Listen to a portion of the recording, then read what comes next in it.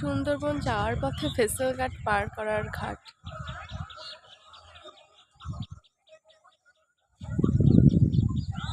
আর এই ঘাটে নৌকো পার হয়। গ্রামের পরিবেশ কি অপূর্ব সুন্দর, কত লোক যাচ্ছে নৌকাটাতে।